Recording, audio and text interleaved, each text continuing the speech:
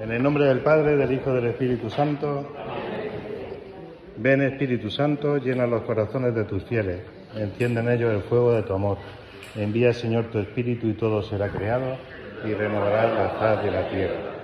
Oh Dios, que infundiste tu Espíritu en el corazón de tus discípulos, enciende ese mismo Espíritu en nuestros corazones para que sintamos con rectitud y gocemos siempre de tus consuelos. Por Jesucristo nuestro Señor.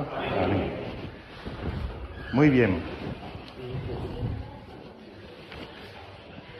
A ver, el otro día... Adelante, sí, muy bien. El otro día hicimos la introducción. Si os parece, mirar todas las hojitas si la tenéis. Y brevemente os digo lo que vamos a ver durante este curso y os digo alguna novedad. Vamos a ver, ahí pones 6 partes, pero propiamente son 3 partes. La primera parte, que es la que estoy haciendo yo ahora, que es una introducción a la Sagrada Escritura. Esto en teología, cuando uno estudia teología se llama, hay una asignatura que es Introducción a la Sagrada Escritura y hay otra que es Teología Fundamental, en la que se estudia la revelación, la fe y la credibilidad, es decir, por qué creemos, que ahora hablaremos un poco de eso. La segunda parte, o sea, este es un paso previo para luego hablar de la Escritura, porque nosotros no creemos en una Escritura como creen otras religiones. Ya expliqué un poco, por ejemplo, no sé si conocéis un poco a los mormones, que tienen un pedazo de iglesia por aquí, bueno, por aquí no, pero aquí en Granada. Bueno, los mormones dicen, si encontráis alguno por la calle, os darán un librito que pone el libro del Mormón. Ese libro del Mormón supuestamente se lo encontró el fundador de los mormones, un tal Smith, en el desierto de Arizona, en el que él recibió la revelación de que ahí estaba la salvación, en ese librito. Pero era un libro que ya estaba hecho, así tal cual, solo tenía que transmitirlo. El Corán supuestamente es una revelación de Dios a Mahoma, que le inspiró, entendiendo inspiración como un dictado, o sea, copia, pero no interpretes. El Corán no tiene exégesis, no se puede interpretar. O sea, literalmente lo que dice, ellos entienden que viene de Dios. Nosotros decimos que la revelación ha sido a lo largo de la historia, a través de hechos y palabras, a través de personas que Dios ha ido recogiendo la historia, ha ido iluminando, y el Espíritu Santo ha ido, ahora lo veremos, ha ido dando a entender lo que tenían que escribir. ¿De acuerdo? Pero la revelación cristiana no es un dictado, no es una imposición, no es algo que viene ya cerrado, sino que se realiza en la historia. Dios sale al encuentro del hombre. Y eso es lo que decíamos de la revelación, ¿vale? Bueno, por eso esta primera parte. Veremos por qué tenemos la Biblia que tenemos y no tenemos otros libros en la Biblia, ya sugerí algo el otro día. Y después vamos a leer las cartas de San Pablo. Pero antes de leer las cartas de San Pablo nos van a presentar quién es San Pablo, qué hizo San Pablo, cómo se convirtió, por dónde recorrió el mundo. ¿Vale? Esa segunda parte nos la va a dar un profesor de la Facultad de Teología, que es el decano de la Facultad de Teología, Ignacio Rojas, sacerdote trinitario, ¿de acuerdo? Que es especialista en Sagrada Escritura y vendrá a explicarnos esta segunda parte. Y después, yo sigo a mi rollo. Y después leeremos las cartas de San Pablo, ya con la ayuda de los que estamos aquí. Hola. De Marina, la misionera de Bergundey, de Esteban y mío, y meteremos una cuña publicitaria que es la carta a los Gálatas, nos la explicará otro especialista en San Pablo, que es Moisés, el rector del seminario, que también es especialista en Sagrada Escritura. ¿Y por qué la carta a los Gálatas? Porque fue muy importante en la historia de la Iglesia. A partir de la carta a los Gálatas, Lutero, digamos que saca su doctrina sobre la justificación y se separa de la Iglesia, ¿vale? ¿Cómo interpretar la carta a los Gálatas para llegar a eso? O cómo interpretar la carta a los Gálatas como nos dice la Iglesia desde el principio. ¿De acuerdo? Bueno, ese es el esquemita, os invito a que lo miréis. Y la motivación la tenéis detrás, que leímos un número de de la Constitución de Verbum del Concilio Vaticano II, en el que yo subrayo de nuevo esta frase. Dios invisible habla a los hombres como amigos, movido por su gran amor, y mora con ellos para invitarlos a la comunicación consigo y recibirlos en su compañía. Es decir, y ya damos paso de lo que te voy a explicar hoy. ¿Qué es la revelación? Nosotros decimos, y lo dice el Catecismo, nosotros no somos propiamente una religión del libro, como se suele decir. Religión del libro son los musulmanes, los judíos y los cristianos. No, la Iglesia dice que somos una religión de la revelación, que es mucho más que un libro.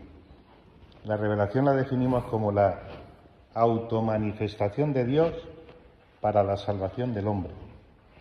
Es decir, Dios toma la iniciativa para encontrarse con el hombre.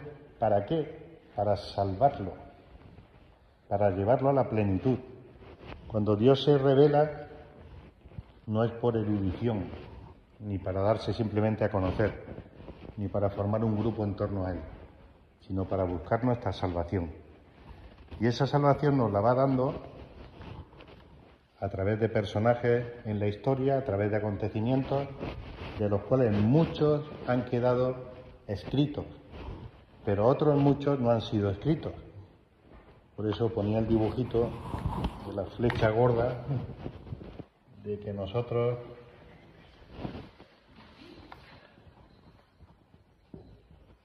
leemos la escritura, imagináis que es todo un librito.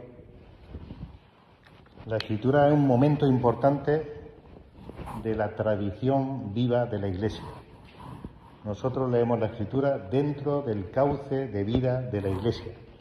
Y el cauce de vida de la Iglesia no se reduce a la escritura. De hecho, en la celebración nosotros no solo leemos la escritura dentro de la liturgia de la Iglesia. Y en la liturgia de la Iglesia hay oraciones que están desde el principio. Está la oración de Jesucristo, el Padre Nuestro, está no solo el recuerdo, sino el memorial de la cena, lo que hizo Jesucristo en la última cena, la consagración. Es decir, la escritura la vivimos dentro de la vida de la Iglesia. ¿Qué forma parte de la vida de la Iglesia? Pues forma parte de la liturgia, forma parte de la santidad, forma parte del martirio, y todo esto nos ilumina lo que significa la escritura, y la escritura nos ilumina qué significa todo esto en la Iglesia. ¿De acuerdo? Por eso nosotros decimos que la escritura leída en la tradición de la Iglesia. Lutero dirá la sola escritura, la sola fe, la sola gracia. Nosotros decimos escritura y tradición, gracia y libertad, razón y fe. Razón y fe. ¿Por qué decimos eso? Porque decimos que cuando Dios actúa no anula al ser humano, sino que lo lleva a colaborar. Cuando yo tengo fe no anula mi razón, y si anula mi razón es que estoy creyendo mal. Y eso se llama fanatismo. ¿Vale? Si la fe me anula la razón, vamos mal. Quiere decir que algo no funciona. Cuando uno tiene fe, lo que hace es pensar mejor, porque tiene más luz para pensar y tiene más profundidad en lo que piensa. ¿De acuerdo? Cuando uno recibe la gracia, no se vuelve una marioneta, sino que la gracia te ayuda a actuar mejor, a decidir mejor, a ser más libre. Y si la gracia no te ayuda a ser más libre, insisto, es que algo no funciona bien. ¿Vale?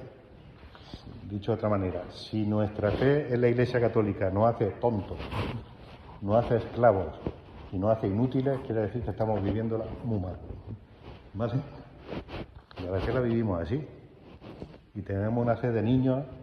Yo recuerdo que a un sobrino le preguntaba, ¿por qué quieres recibir la comunión? Pues porque sí. Por algún motivo, ¿no? Porque sí. Porque sí. Pues ya está, pues esa fe le sirve al niño, pero a mí ya no me sirve el sí porque sí. tendré algún motivo más para creer, ¿no? Tendré algún motivo más para venir a misa, para cumplir los mandamientos, etcétera. Bueno, la revelación, digamos, lo que he dicho antes, la manifestación de Dios para la salvación del hombre. La plenitud de la revelación, dijimos que está en Cristo. En Cristo, dice San Juan de la Cruz, Dios nos ha dicho la última palabra. No porque no podamos decir más, de Cristo podemos decir toda la eternidad, sino porque en Él nos lo ha dicho todo. No tenemos que esperar otro Salvador, no tenemos que esperar otra palabra. En Él se nos ha revelado todo. Pero ahora hago una pregunta. Entonces, para hablar de Dios, ¿solo podemos hablar con aquellos que tenemos fe?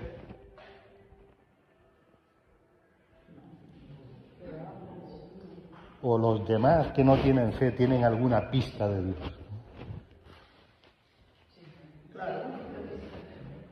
Yo creo que también.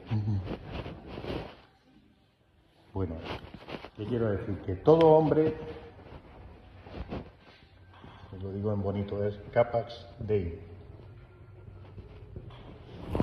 Todo hombre ha sido creado con capacidad de conocer y de relacionarse con Dios, aunque no quiera. En el libro de Génesis se dice que la única criatura que ha sido creada a imagen y semejanza de Dios es el ser humano, el hombre y la mujer.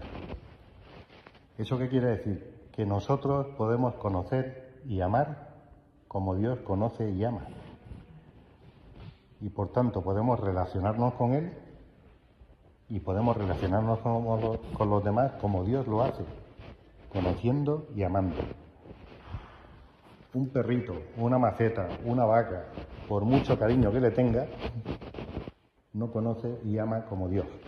Tendrá su instinto, tendrá su manera de expresar su cariño, pero no conoce y ama, no es imagen de Dios. Nosotros sí, la única criatura creada a imagen y semejanza de Dios somos nosotros. Es decir, hay en el corazón humano una capacidad de acoger a Dios. Y eso es importante porque muchas veces cuando hablamos de Dios hay gente que nos dice, bueno, eso es cosa vuestra que tenéis fe. Digo, no, eso es cosa tuya también, que eres un ser humano. Porque esto te afecta a ti también. El vivir bien te afecta a ti también. El desear la felicidad te afecta a ti también. El buscarle un sentido a tu muerte, porque te vas a morir. No invito a que empecéis por ahí, pero no es un buen método pastoral, pero al final viene la pregunta y toda la vida trabajando, ¿para qué? Para que nos diga Sartre o Camus y todo esto, el hombre es un ser para la muerte, y digo, vaya la leche, esto no vale la pena, ¿no? Ante esas preguntas nosotros tenemos que dar una respuesta, ¿no? Bueno, os invito a que leamos, ¿tenéis la Biblia? Porque un curso de Biblia sin Biblia, un curso de Biblia sin Biblia. A ver, el que tenga Biblia, vamos a buscar la carta a los Romanos.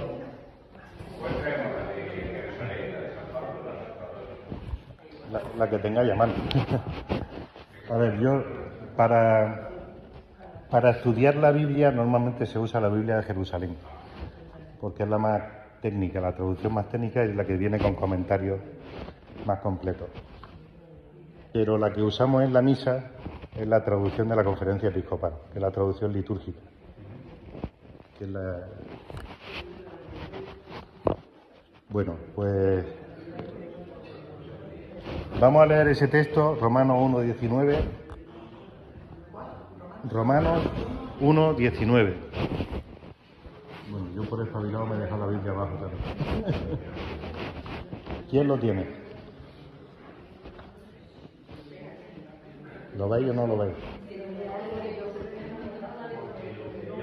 A ver, ahí está. Venga. Porque lo que Dios puede conocerse les resulta manifiesto, pues Dios mismo se lo manifestó. Sigue, hasta que yo te diga. Pues lo invisible de Dios, su eterno poder y su divinidad son perceptibles para la inteligencia a partir de la creación del mundo a través de sus obras, de modo que son inexcusables, pues, habiendo conocido a Dios, no lo glorificaron como Dios se ofuscaron en sus razonamientos, de tal modo que su corazón insensato quedó envuelto en tinieblas. Alardeando de sabios, resultaron ser necios y cambiaron la gloria del Dios inmortal por imágenes del hombre mortal, de pájaros, cuadrúpedos y reptiles, por lo cual Dios los entregó a las apetencias de su corazón, a una impureza tal que degradaron sus propios cuerpos. Vale. A ver, la carta a los romanos, el principio de la carta a los romanos que hemos estado leyendo estos días en misa, con perdón de la expresión, es un vapuleo a todo el que se mueve. Porque quiere llegar a la conclusión de que todos han tenido motivos para prepararse a recibir a Jesucristo. Y si no lo han recibido, es porque no han querido. Y empieza por los paganos, que es lo que está leyendo. Y de los paganos tienen la excusa de que no han recibido ni el Antiguo Testamento, ni la ley. No tienen excusa. Porque tenían la creación. Y a través de la creación, ellos sabían, o pueden saber, que hay un creador. Pero han preferido, dice, hacerse dioses a su medida. En vez de dar el paso de la creación al creador, han caído en la idolatría. Por eso dice, y se han construido dioses de cuadrúpedos, de imágenes, de animales. Está haciendo una crítica a la filosofía de la época en la que escribe San Pablo. Los sabios de este mundo pues eran los estoicos, eran los epicúreos, eran los hedonistas, eran todos los que renegaban de un Dios, pero apoyaban sus fuerzas en sus pasiones, o en su inteligencia, en su sabiduría, es decir, se habían hecho otros dioses, ¿no? Porque San Pablo le está diciendo que no tienen excusa, porque la creación, dice el Vaticano II, es la primera revelación. Dios puede hablar a todos a través de la creación. San Francisco de Asís, el cántico de las criaturas, es un cántico a toda la humanidad. De todas las criaturas me están diciendo algo de Dios. Dicen que San Francisco de Asís se lo encontraron una vez agarrado a un árbol. Y yo, pero bueno, ¿qué estás haciendo, hermano Francisco? Que pues alabando a Dios. No, que no se agarra un ficus o un espino, ¿no? Bueno, o un cactus. Toda la creación puede abrir al Creador. De hecho, hay muchos, o algunos filósofos, o algunos pensadores que viendo una puesta de sol, o subiéndose a lo alto de un monte, o viendo el estruendo de un rayo, pues se han preguntado quién ha creado todo esto. Hay un interrogante, por lo menos. Pero sí es verdad que solo esto no basta. ¿Por qué? Porque todos estamos tocados por el pecado. Y el pecado lo que hace es oscurecernos la mente y debilitarnos la voluntad. Y de eso tenemos experiencia todos. Lo que dice San Pablo, hago el mal que no quiero y el bien que quiero, pues no tengo fuerza ahí. Y es que me levanto todos los días con la gana de, venga, hoy va a ser el día. Pues no. Estamos con la lucha, ¿por qué? Porque todos estamos heridos por el pecado. Por eso, a esta primera revelación, que se llama la revelación natural, Dios nos ha ido ofreciendo una segunda revelación, que es la que se llama sobrenatural.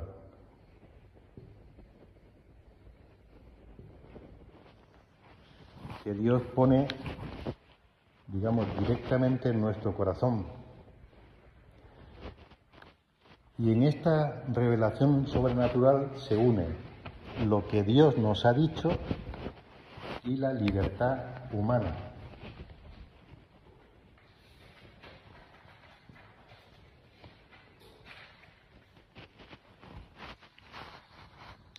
Y esto es importante, aunque parezca una cosa muy simple. Hay un santo que el Papa León acaba de nombrar doctor de la Iglesia. ¿Sabéis quién es? A ver si os doy una pista, es un inglés. San Henry Newman, John Henry Newman, que era anglicano y por coherencia, estudiando la historia de la Iglesia, él sacó la conclusión: yo tengo que ser católico, porque la Iglesia católica es la que ha mantenido lo que Jesucristo fundó desde el principio hasta ahora. Me gusten o no me gusten sus modos, que han ido cambiando a lo largo de los siglos, pero la Iglesia católica mantiene los sacramentos, mantiene la Escritura, mantiene la tradición apostólica, mantiene todo lo que Jesucristo dijo desde el principio.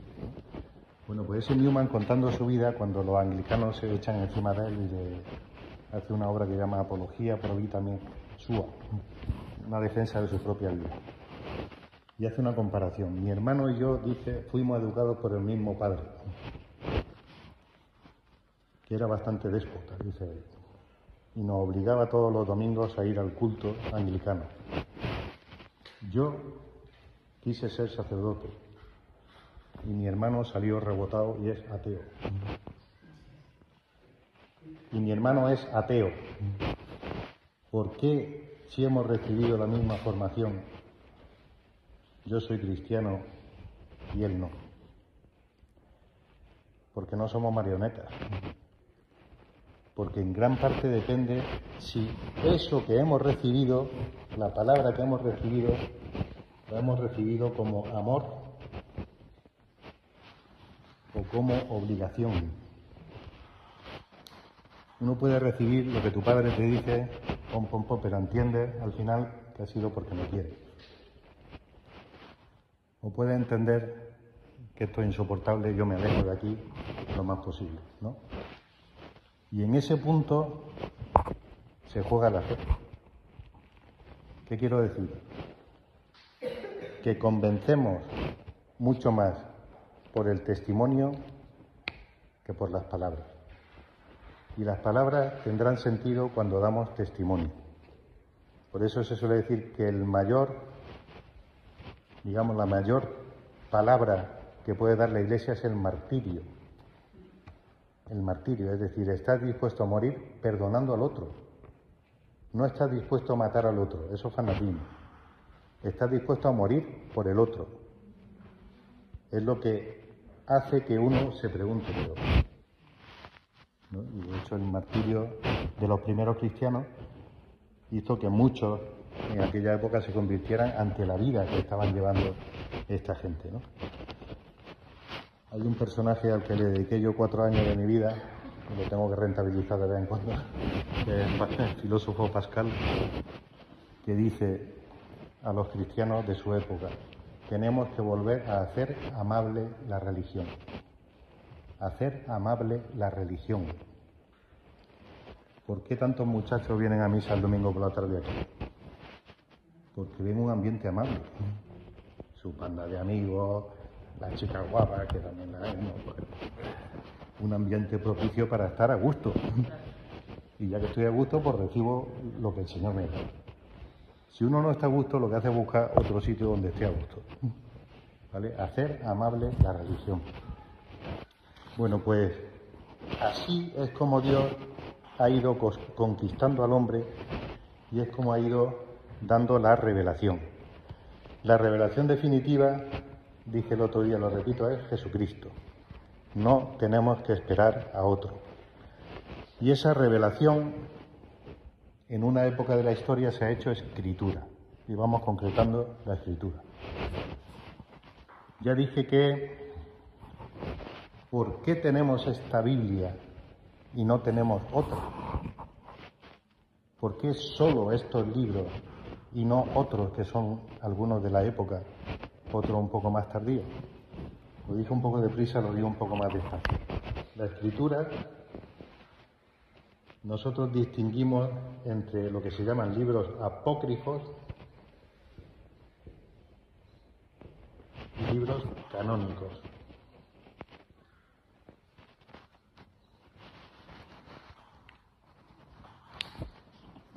Libros apócrifos perdón, son aquellos que, pareciendo de la Sagrada Escritura, la Iglesia no los ha aceptado como inspirados. Por tanto, libros canónicos son los que forman el canon de la Escritura, son los que la Iglesia acepta que han sido inspirados por el Espíritu Santo, desde el libro del Génesis hasta el libro del Apocalipsis. No es que el Génesis, que el Apocalipsis sea más inspirado que el Génesis. Son de épocas distintas, pero la Iglesia dice que todos han sido inspirados por el Espíritu Santo. Ahora explicaré qué significa eso de inspiración. ¿Por qué hay libros que la Iglesia no acepta? Pues ya dije que hay dos tipos de libros apócrifos. Libros apócrifos, hay libros que son ideológicos, es decir, al principio de la Iglesia, como en toda familia humana, siempre surgen divisiones. Por desgracia, y para consuelo nuestro, hay cartas que dirigen los apóstoles a la Iglesia porque están todos peleados. Lo cual quiere decir que tampoco vamos tan mal, ¿no? Ya estaban peleados desde el principio. Es una pena, pero es así. La desunión surge pues siempre que hay 3 o 4 personas juntas. Aparte de estar Jesucristo en medio de ellos, está la peleilla entre ellos, ¿no? Y si empiezan a surgir sectas, ya cuando San Juan escribe su Evangelio, hay una secta que se llama el docetismo, que dice que Jesús, influida por la filosofía estoica, dice que Jesús verdaderamente no ha asumido un cuerpo humano. ¿Cómo va a asumir Dios algo que es impuro? Entonces, la carne de Cristo es doqueo, dicen ellos, es apariencia de carne humana.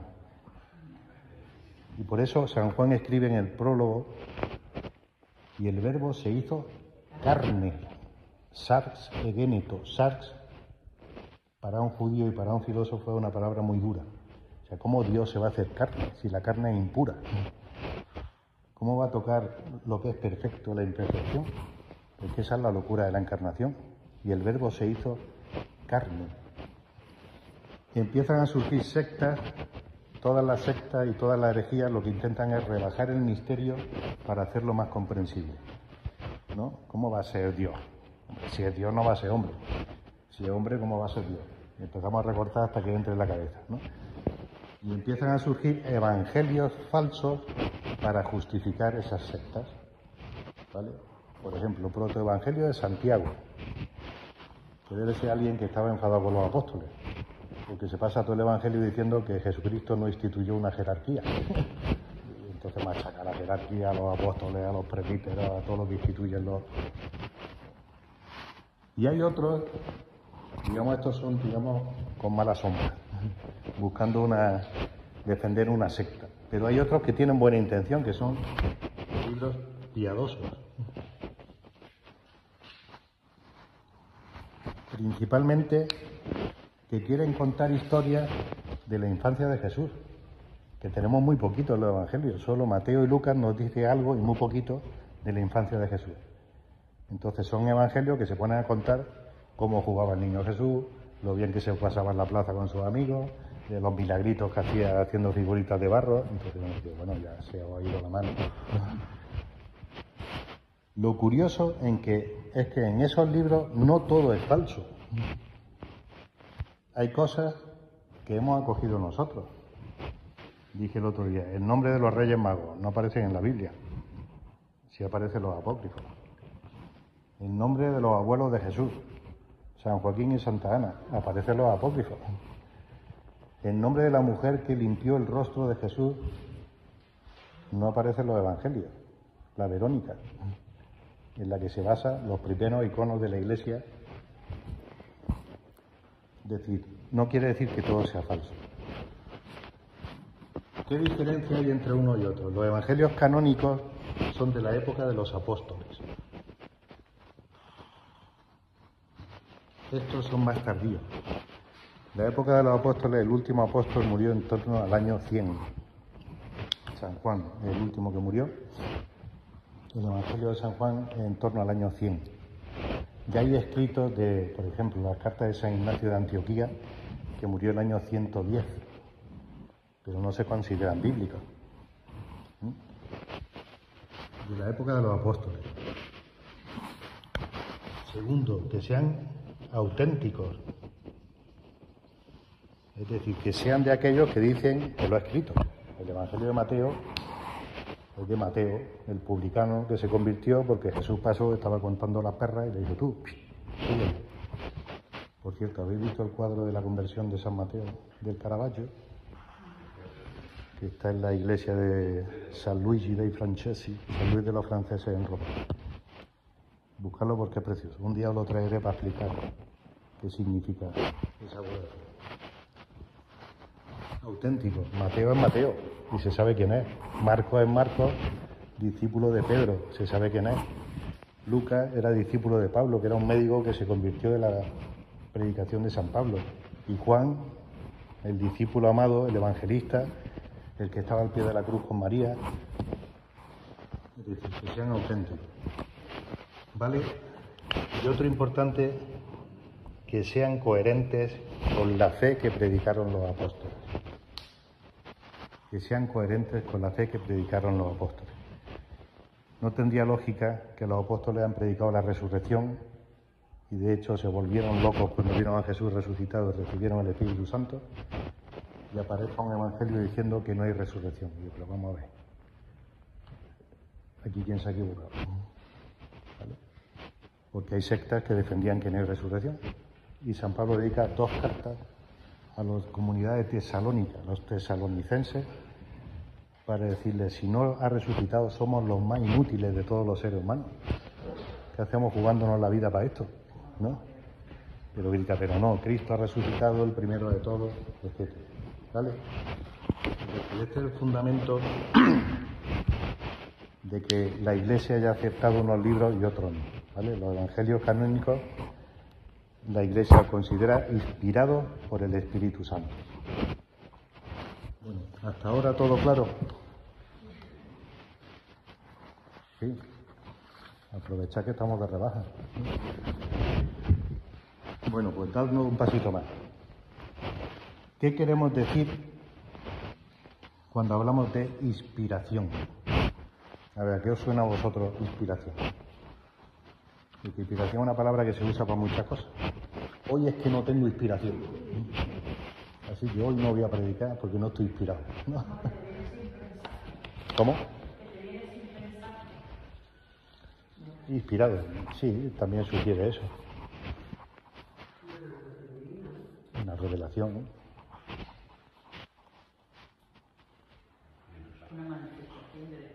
Una manifestación. Pero todo nos suena un poco como algo privado que uno ha recibido personalmente. Y es mucho más. O sea, todo eso influye. Pero no solo, porque si no sería simplemente subjetivismo. Inspiración es, en primer lugar, decir que el autor de la Escritura es el Espíritu Santo. El autor principal de la Escritura es el Espíritu Santo. Pero lo ha escrito a través de un ser humano. A través de un ser humano. Y hay un número del Vaticano II, que a mí me resulta precioso, hablando de la inspiración, dice, en Dei Verbum número 11, en la composición de los libros sagrados, Dios se valió de hombres elegidos, que usaban de todas sus facultades y talentos, de este modo, obrando Dios en ellos y por ellos, como verdaderos autores, pusieron por escrito todo y solo lo que Dios quería. Todo y solo lo que Dios quería. Pero llama la atención esto. Usaban de todas sus facultades y talentos. Como he dicho antes, cuando Dios actúa, no nos hace tontos, sino que saca lo mejor de nosotros para ponerlo al servicio de los demás. Y eso es lo que hace el Espíritu Santo. O sea, personas normales, algunos sabían escribir mejor, otros peor. Hay textos de la Biblia que se entienden bien, otros que se entienden mal. El mismo San Pablo dice, esta carta va de mi mano, ves qué letra más gorda tengo. Dice, que escribía el hombre una letra muy gorda. Otras no las escribía él directamente porque estaba encarcelado. Y le gritaba a los de fuera que escribieran, escribe y mándaselo a la iglesia de... Es decir, de su mano no eran, pero sí eran suyas, ¿no? Inspirado quiere decir que se une la acción del Espíritu Santo y la acción del ser humano que recibe esa inspiración. ¿Vale? Nota a pie de página. Eso es un ejemplo de nuestra vida. De nuestra vida. Nosotros tenemos la tentación muchas veces de que o actúa Dios o actúo yo. Y eso no es así. Cuando Dios actúa, saca lo mejor de mí para ponerlo al servicio de los demás. ¿Vale? Y cuando es así, de verdad estoy dejando que el Espíritu Santo actúe en mí. Si no, simplemente sería como una cuestión intimista. Yo he recibido una revelación. ¿Para poder recibir una revelación? Si una revelación es verdadera, es para ayudar a la salvación de los demás. No para que tú te hagas más grande que nadie. Para que tú te creas más que nadie. ¿Vale? Hay épocas en que inspiración se ha entendido como un dictado. De hecho, hay cuadros también del Caravaggio en que está un angelote escondido detrás de un apóstol chivándole lo que tenía que escribir. Bueno, una manera de entenderlo, pero se ha ido pasando en la explicación teológica de lo que es el dictado a esto tan profundo. Es decir, a través de la vida, por ejemplo, del profeta Isaías, ha ido entendiendo el mensaje que debe dar a los demás. A través de su oración, a través de lo que va viviendo, a través de la persecución que vivió, ha ido recibiendo del Espíritu Santo para ponerlo finalmente por escrito. ¿Vale? Por eso los libros sagrados no se escriben del tirón, podríamos decir, no se escriben como una novela. Se escriben como una vida, que es mucho más real y es mucho más auténtico. Una novela tú te la inventas y forma un itinerario precioso. Los libros sagrados nunca tienen un itinerario precioso. Está hecho de tropezones, de caídas, de avances, de intervención divina, de pecados humanos. Es decir, lo que es nuestra vida normal a través de la cual Dios ha querido manifestarse. Ahora, uno podría preguntarse, por ejemplo, mi padre rezaba todos los días laudes. Al principio no sabía cómo rezarlo porque le regalaron los 4 tomos de la liturgia a la hora y él cogía el tomo y decía, pues por donde abra. ¡Pum! Después ya fue entendiendo que hay una oración de la mañana, una oración de la tarde, otra oración al mediodía, tal. Y en los laudes de los domingos, del domingo primero, siempre sale un salmo que él siempre se escandalizaba, que termina diciendo, ejecutar la sentencia dictada es un honor para todo su pueblo. Si te lees el salmo ese entero y lo sacas de contexto, para nosotros es una barbaridad, porque es una llamada al exterminio del pueblo enemigo. Y termina el que canta ese salmo diciendo, ejecutar esta sentencia es un honor, porque Dios nos la ha mandado. Y desde nuestra fe dice, bueno, ¿cómo va a mandar Dios que exterminemos al otro pueblo? ¿Qué quiero decir? El Antiguo Testamento está inspirado también. ¿O hay que quitarle trocitos a la hija? Pues está inspirado, pero hay que entenderlo. Hay que entenderlo y os voy a decir cómo. El Antiguo Testamento contiene textos que progresivamente han ido llevando hasta Cristo. El Nuevo Testamento empieza con Jesucristo.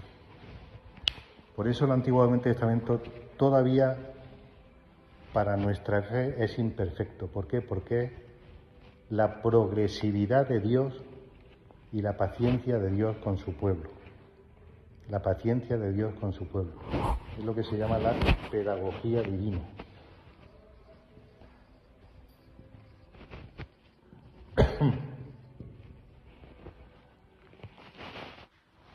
El mismo Jesucristo, cuando van unos fariseos a preguntarle sobre sobre el repudio de la mujer.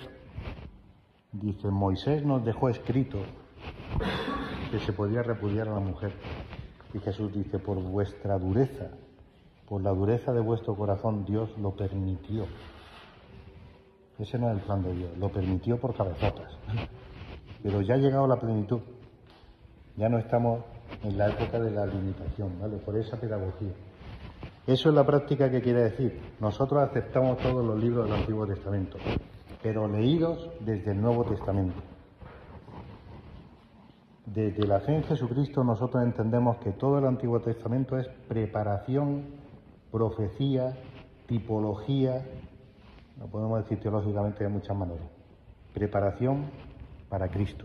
De hecho, los evangelios, si os fijáis, especialmente los leemos en tiempo de Navidad y en tiempo de Semana Santa. Dicen los evangelistas, todo esto ocurrió para que se cumplieran las Escrituras. Y citan la Escritura en la que se profetiza que Jesús nacería en Belén, Jesús el Mesías nacería en Belén, o profetizan los cánticos de Isaías como un cordero llevado al matadero, etc. Todo esto ocurrió para que se cumplieran las Escrituras.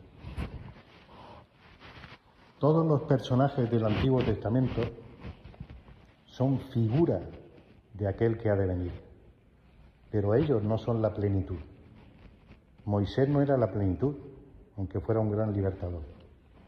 El santo Job no es la plenitud de la paciencia, que es Jesucristo, que ha muerto perdonando.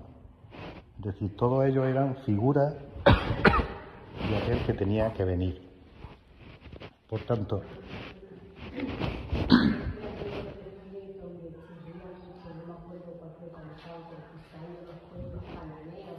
sí.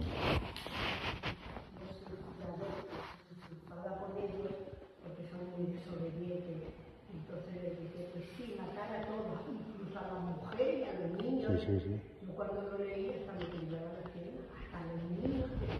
Sí, sí. Es que hay una palabra que no pertenece al lenguaje cristiano, pero sí pertenece, y lo vemos por desgracia en las guerras que estamos viendo, pertenece al Islam y al judaísmo, que es la palabra venganza. Venganza. Y la venganza la entienden como algo divino. Nosotros no. Nosotros entendemos que el nombre de Dios es misericordia. Lo cual es una locura, porque qué tonto soy y vaya a perdonar. Sí, es que ese es el camino real de la salvación. Pero por eso nosotros no debemos quedarnos. El Antiguo Testamento hay que entenderlo a la luz del Nuevo Testamento, si no se entiende mal. ¡Hola! Pues digo yo.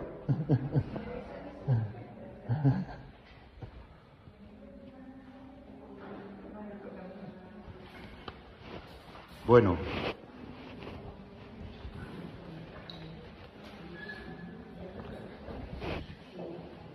Vale. También se puede bajar por el otro lado, pero pasen y vean. Pasen, venga, pasen. Venga, vamos.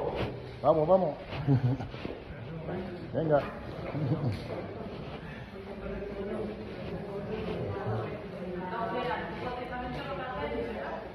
No,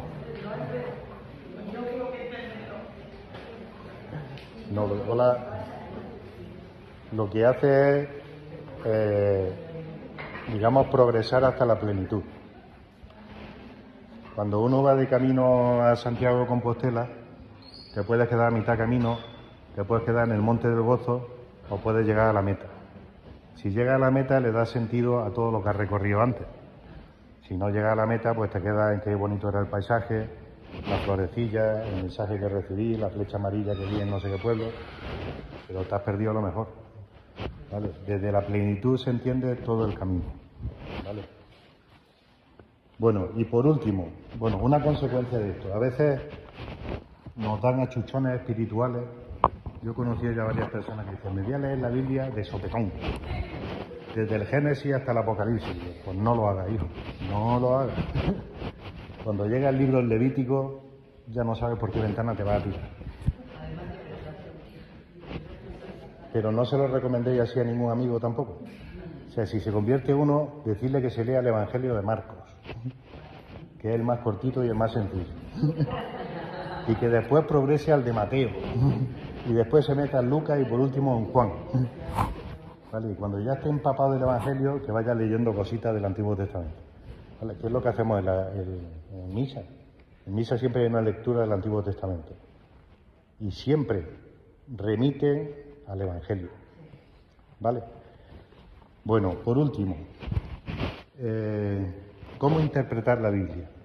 Y a partir de aquí vamos a ir ya leyendo la Biblia. Hay una doble interpretación y las dos son necesarias. Hay una interpretación literal, o sea, ¿qué dice?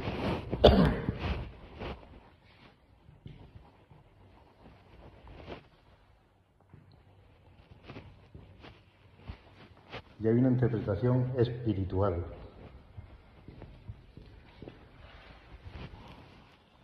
Es decir, lo primero que hay que entender es qué dice el texto. Y muchas veces seguro que lo hemos hecho todo en alguna reunión. Leemos un texto.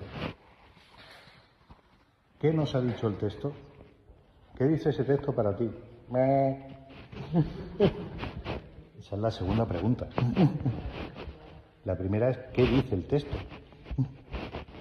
Si está hablando de la bienaventuranza, no diga, a mí me sugiere que mañana en el trabajo tengo que pegarle 2 collejas al jefe. Vamos a ver. ¿Qué dice el texto?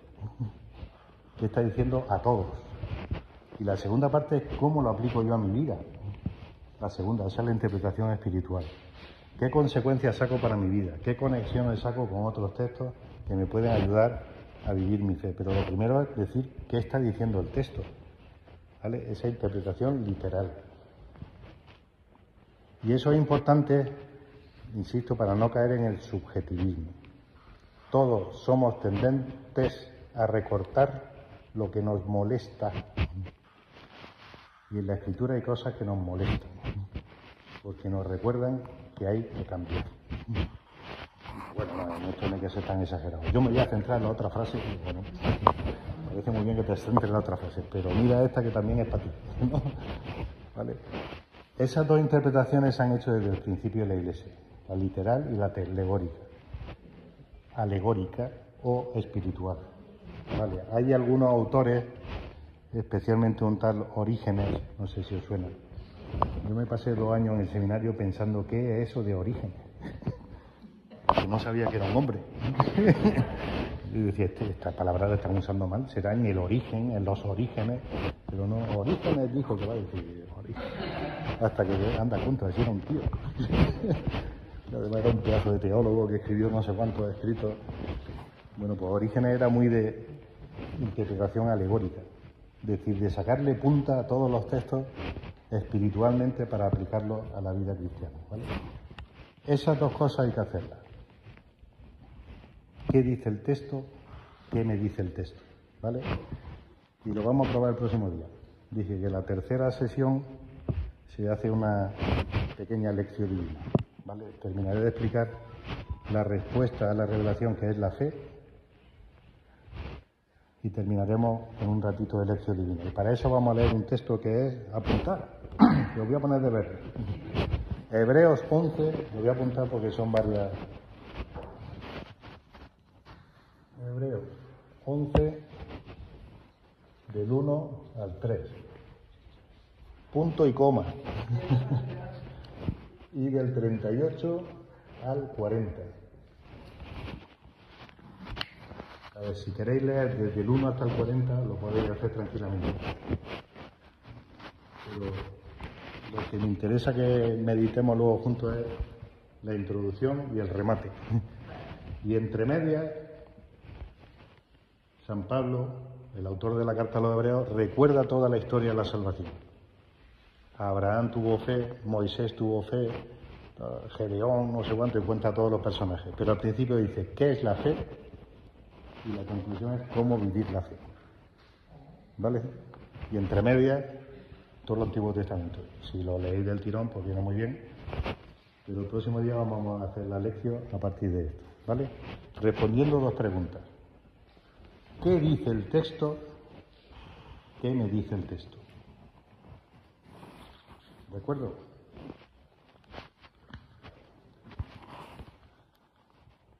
¿Alguna duda? Tenéis tres minutillos de preguntas.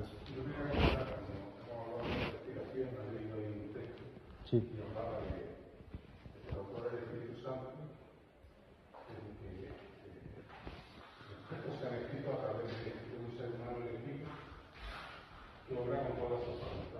Sí. La inspiración parece que lleva a la acción también, no solo a la escritura, ¿no? Uh-huh. No solo a trasladarlo de un escrito, sino a esa acción humana, que no se queda simplemente en el hecho de escribir, sino en una acción, una respuesta, ¿no? Sí. Sí, de hecho hay una acción que es... De hecho hay una primera acción que es discernir qué escribo y qué no escribo. No sé si habéis leído alguna vez la introducción al Evangelio de Lucas, en la que dice, como otros muchos han intentado poner por escrito todo lo que aconteció, yo también, después de informarme de primera mano, he decidido ponerlo. O sea, el que se mueve por el Espíritu Santo se informa, discierne y escribe. Es decir, es una acción activa. No es un mero receptor que va traduciendo o poniendo por escrito lo que le ha dicho otro, sino que él va entendiendo qué es lo que se le ha dicho y entiende cómo debe decirlo para llegar a los demás. Lo cual dice también mucho de cómo evangelizar nosotros. Nosotros muchas veces evangelizamos con lo que hemos recibido sin traducirlo.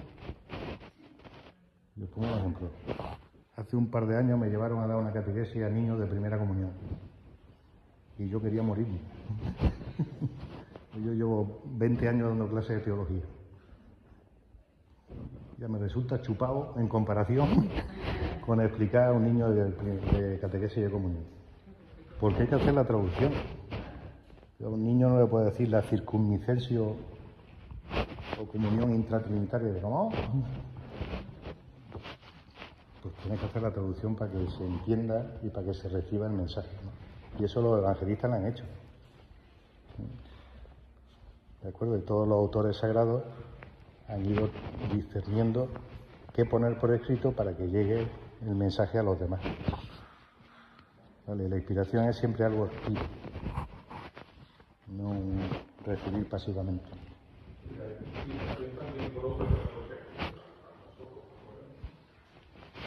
Sí, bueno, una consecuencia. Bueno, inspiración técnicamente es los libros que han sido movidos por el Espíritu Santo.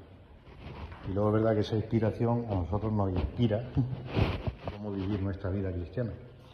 Es una consecuencia de esa primera.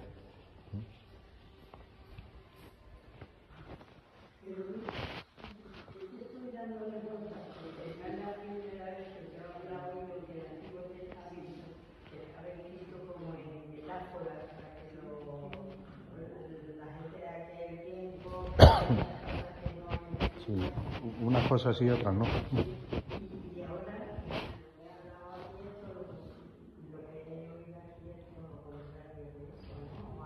No, o sea, hay libros que son... están escritos ahí, hay muchos géneros literarios, se llaman. Hay metáforas, hay narraciones mitológicas, lo cual no quiere decir que sea una mitología, que sea mentira, sino que utilizan lenguaje mitológico para explicar algo. Por ejemplo, el libro del Génesis no es una explicación literal. O sea, el pecado no es pegarle un bocado a una manzana. Y no estaríamos pecando toda la vida con las manzanas, no se trata de eso. Está haciendo una metáfora a partir del árbol de la sabiduría, del bien y del mal. ¿Quién tiene el poder de decidir lo que está bien y lo que está mal? Dios. Cuando el hombre decide lo que está bien y lo que está mal, la vida. ¿Vale? Y acabamos todos peleados. Eso es metafórico, pero cuando cuenta la historia de Israel por el desierto, está contando una historia. Cuando cuenta la persecución de los macabeos, está contando una historia que ocurrió.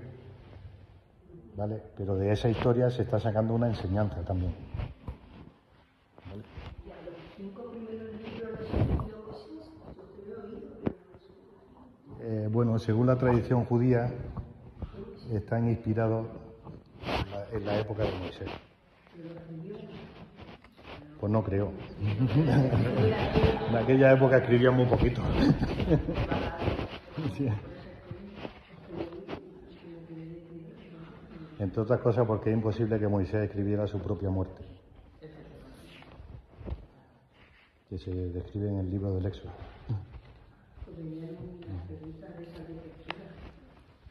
Sí, para la tradición judía el Pentateuco viene de la revelación que Dios da a través de Moisés. Vale, pero todo no lo pudo escribir. Pero sí en el libro del Éxodo se narra de los sabios que estaban junto a Moisés, que iban escribiendo lo que Dios iba haciendo. Vale. El próximo día, a ver, mirad la fecha. La semana que viene no, la siguiente.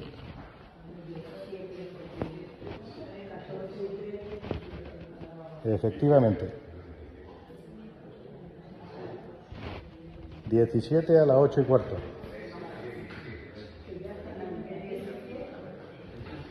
Es cada 15 días. 17 de noviembre, no te vayas de diciembre todavía, espérate. Esto está malado ya. ¿Vale? Venga, pues le rezamos a la Virgen y nos vamos. Venga, Dios te salve María, llena eres de gracia, el Señor es contigo, bendita tú eres entre todas las mujeres y bendito es el fruto de tu vientre. Santa María, Madre de Dios, ruega por nosotros los pecadores, ahora y en la hora de nuestra muerte. María, Madre de la Iglesia, ruega por nosotros.